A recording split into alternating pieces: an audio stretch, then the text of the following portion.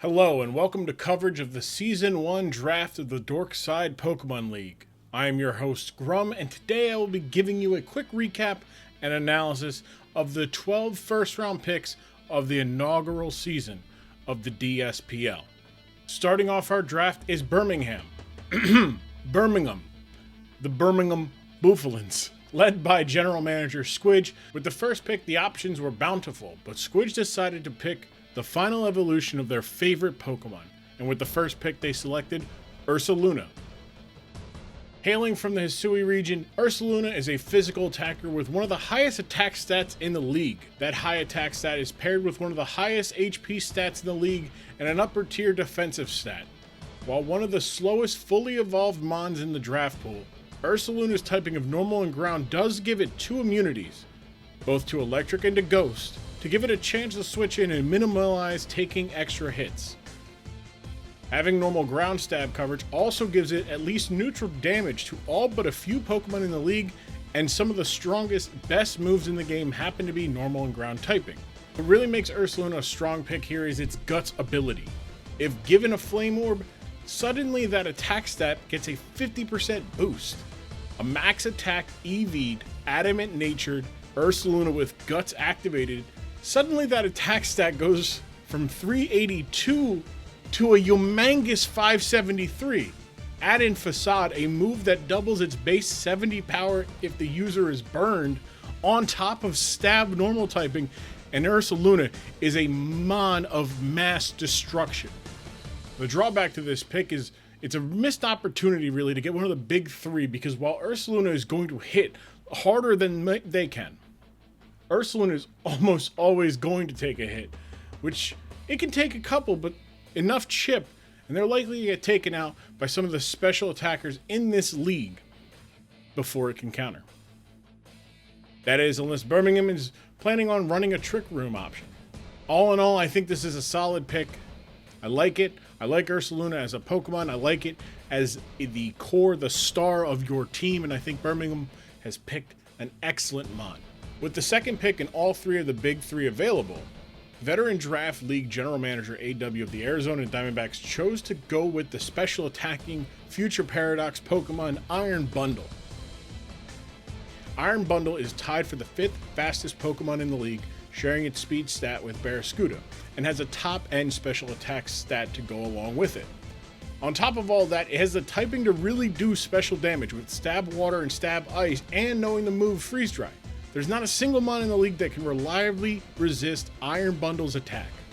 With that said, with great power comes great drawback, as the only electric terrain setter in the league this season is Pincurchin, who doesn't provide too much value past setting up the terrain and maybe some hazard play. This means if AW wants to get much use out of Bundle's Quark Drive ability, that item must be Booster Energy.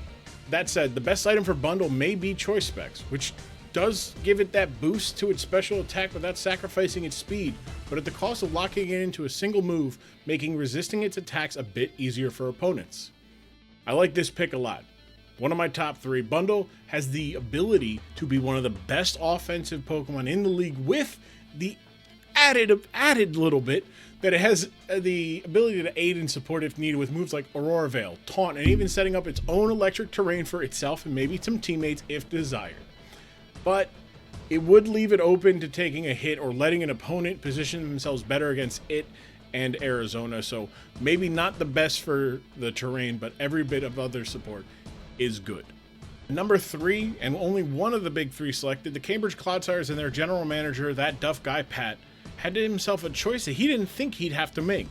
With only Iron Bundle off the board, Pat had the luxury to select between the two remaining big three, and did just that by selecting Dragapult, the Gen 8 pseudo-legendary Pokemon.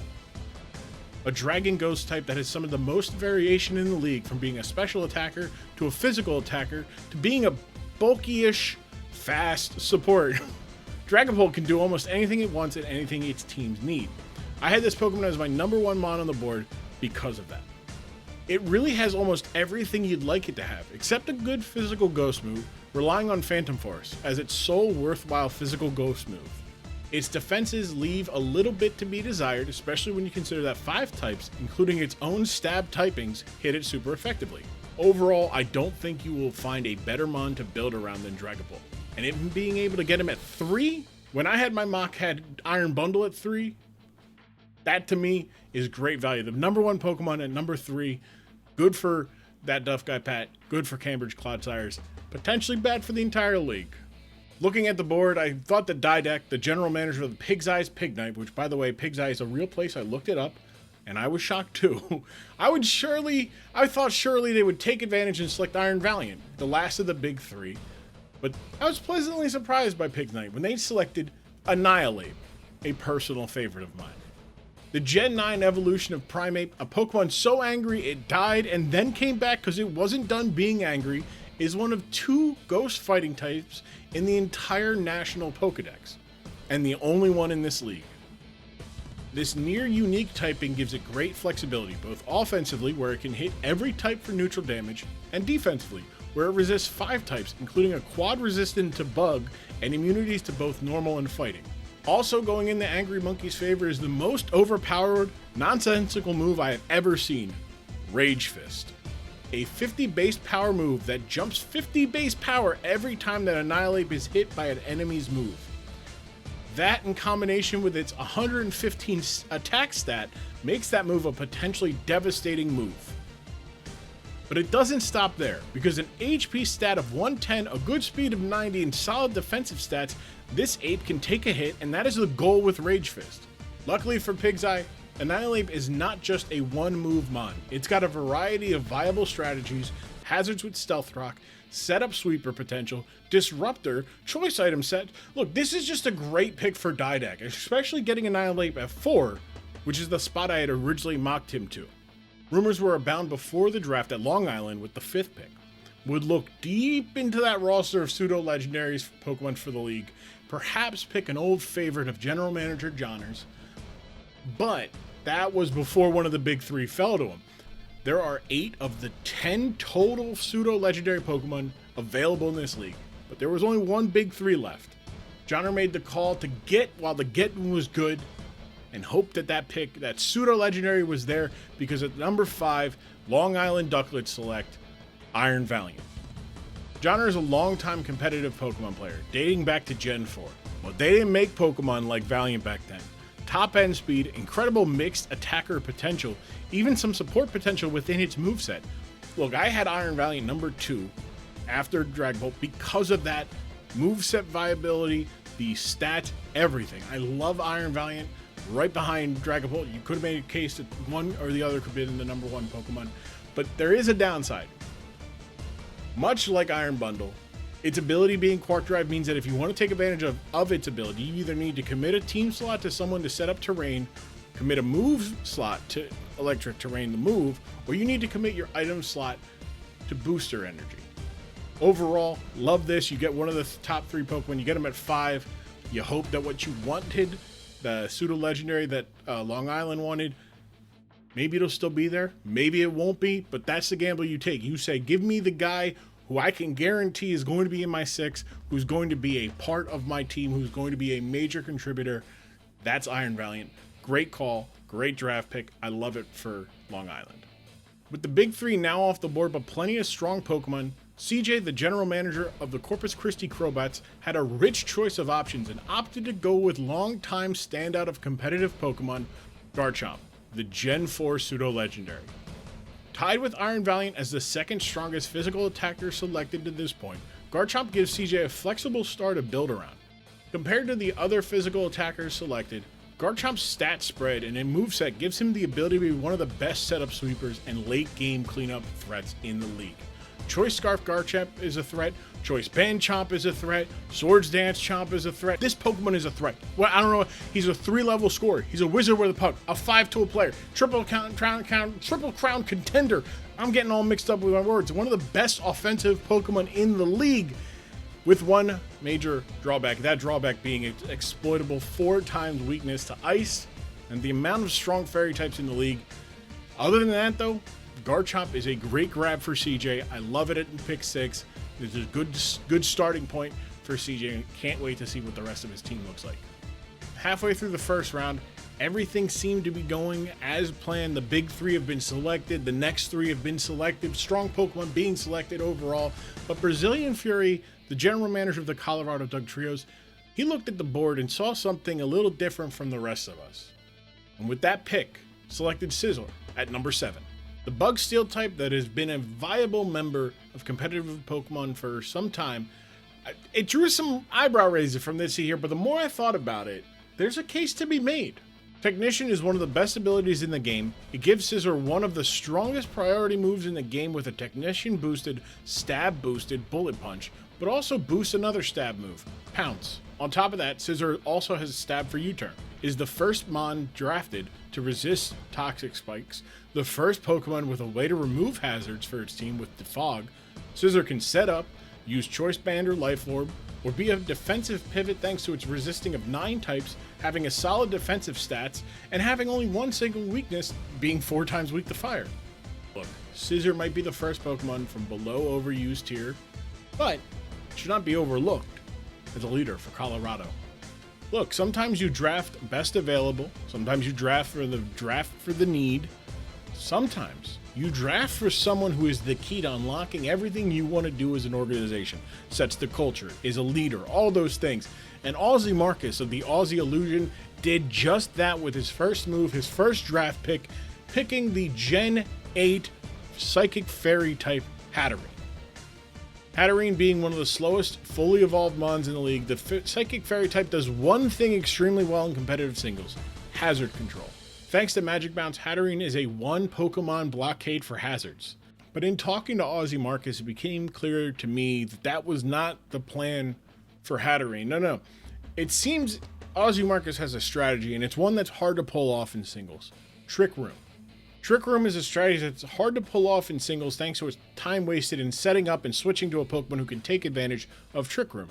Luckily for Ozzy Marcus, Hatterene is a Pokemon who can take advantage of Trick Room and set it up. Thanks to a high special attack and its low speed, Hatterene under Trick Room is hitting first and hitting hard. Add in its coverage for steel types and nothing can resist Hatterene's moveset. I do think that this is a bit of a reach, as good as I just talked about. Hatterene's ultimately Trick Room is hard to pull off in singles. In doubles, it's easy, or it's better, I should say. It's not easy, but it is better. And you effectively get 4 turns of it. You have to swap in for a Pokemon that you wanted to use, and then it's down to on your 3rd turn. Then you got 2 turns to take advantage of it. I like the ambition from Ozzy Marcus, and I'm excited to see if the rest of his team building can come along to take advantage of the often underused Trick Room in singles competitive Pokemon. Late to the league, due to some timing issues, Oren of the British Bangers came in with a bold pick at number 9. The first Pokemon to be Terra eligible, selected, Tinkaton. When the pick was made, I was confused, more than I was with the Scizor pick. See, Tinkaton is not very strong, it's not super bulky, it's not as fast as you want it to be, but as far as a support mon goes, Tinkaton is surprisingly a good choice by Oren. The ability Mold Breaker in a league with Pokemon like Hatterene, Goldingo, Espeon, being able to get rocks up in spite of Magic Bounce or spread Thunder Wave without worrying about good as Gold or Volt Absorbs, it gives Tinkaton value. Not first round value, but potentially being a Terra Captain does give Tinkaton some extra boost to its offensive potential, or gives it more sustainability by surviving an opponent and taking an extra hit or 2. I don't like the pick. I see how the Pokemon could be used, and I see why a GM would value it. I think this was a bad pick, the first bad pick. I don't think Tinkaton, strong choice, but that's why you have the rest of the draft. You got not at least 9 other picks. Tinkaton might just be the little keystone. Might be the keystone that brings everybody together. We'll see what the British Bangers have in store. San Antonio gets us back on track, though, with the expected first-round pick of Walking Wake, the paradox form of Suicune. Water Dragon is an excellent type, only being weak to Dragon and Fairy type, while also being able to hit everything for neutral damage, barring abilities. The almost inverse of Suicune, who relied on its bulk and defensive abilities to contribute, Walking Wake projects to be a menace in the Dork Side Pokemon League. A water type that is actually able to benefit from the harsh sunlight of Sunny Day with both its photosynthesis ability and its signature move Hydro Steam that gets a 50% boost in the sun instead of a nerf. General Manager Burger picked a strong Pokemon at 10, and that's value. I don't see it much in terms of negatives for Wake. It's a great special attacking Mon who is fast enough to just outspeed some potential threats. I think this is a really good pick. I think this is going to be a pick that makes the British bangers go, we should have had Walking Wake. But I love getting the pick here at 10. I love Walking Wake. Excited to see what Burger is able to do. Can he find a way to get a Torkoal or get somebody who can set up Sun or Rain even? That's the beauty of Walking Wake. It can go either way. I love the pick at 10. Speaking of fast Mons who can outspeed potential threats, the general manager of the Minnesota Doduos, Basque, has had one clear objective that he told me. Make some noise, and he did just that with the Gen 6 water starter Pokemon, Greninja. Known for its two crazy abilities, Protean and the newly nerfed Battle Bond, Greninja offers Basque in Minnesota with something unique that other Pokemon in its Terra tiers can't, the ability to change type. Thanks to Protean, Greninja can turn into a different type once per switch-in. The normally water-dark type can change to an ice in front of a dragon type and threaten it with its now stab Ice Beam. It can change to a poison type to resist a grass or fairy move and hit back just as hard. That is something that only two other Mons above the Terra Captain line can do, and an argument can be made for Greninja being the best one. While it doesn't have the highest single attacking stat, be it physical or special attack, Greninja's mixed attack potential opens up possibilities. Dedicated special attack Greninja doesn't get a special poison type move, while dedicated attack Greninja is using its lower stat. Mixed attack Greninja does give it more room to play with the Protean ability, and while it was nerfed, Battle Bond does give Greninja a boost to its attack, special attack, and speed if it knocks out a Pokemon, giving it a really good stats to play with while still having a good offensive typing of Water-Dark. Basically, it's a Quiver Dance. And that would be Greninja with a Quiver Dance just once is scary. It's fast, it's hitting hard, either way. I really like this pick from Basque. Basque is an experienced, understands the basics, knows what he wants. He wants offense. He wants to push the pressure. He wants to push the pace, I should say, and threaten. I know that he's got some better picks, not better picks, but he's got some good picks along the way that are going to add to this, and hopefully he gets some Pokemon that, support that, maybe some hazard setters, so that the revenge-killing Minnesota Doduos, or at least Greninja, can take advantage of that chip damage, especially if there's some sturdy Pokemon that he's facing up against. That's Minnesota at 11, taking Greninja. Good pick. Now, one more pick for the first round. Wrapping up the first round, we have the Boston Bronzors, whose GM, Durs, went with an old classic, an old friendly face in the game of competitive Pokemon in ROTOM-WASH. An electric type that is not only immune to ground type moves, but hits back with its own Hydro Pump. ROTOM-WASH is a great support Bond, able to spread both Thunder Waves and Will-O-Wisp status, along with setting up screens and tricking a Choice Scarf if wanted, ruining Setup Sweeper's day. And looking at the vast pool of Pokemon available at this time, all the good things that we know about ROTOM-WASH, I just said the flexibility as a support Pokemon to come in on Earthquakes or other ground moves and take in a very good bulk. The options were there for a better option for a Pokemon, but it's very clear that Durs saw, hey, I got picks 12 and 13, then I don't pick again until 36. Let me get the Pokemon I want to put on my team, and he did just that. I get it. May not be the best, but hey, we'll see. We'll see. That's what it's all about. Let's take one more look at the first round here. Overall, I see the value each GM had for their pick. The pick in the round for me has to be Long Island, getting Valiant at 5. My number 2 Mon at 5 is good stuff. Walking Wake at 10, also very solid. The head-scratching pick, though, is, it's obvious. It's Tinkaton. I understand it. I get what it can do. There's much better Pokemon, especially in that in that role that could have been picked. But the draft is not won in the first round, nor is the season lost in the first round of the draft, let alone the very first draft of the league's history. Here, the Dork Side Pokemon League. I am Grumm. We'll be wrapping up the draft on Monday, August 21st at 8 p.m. Eastern here on YouTube and on Twitch, twitch.tv YouTube/TGrumm YouTube right here. Make it in your notes, put it in there. We'll be wrapping up and talking about the draft, talking about who won the draft, who's got the best looking teams. Me and the rest of the league will be there. I hope you join us too. Until then, I am Grumm, and I will see you next time here on the Dork Side Pokemon League.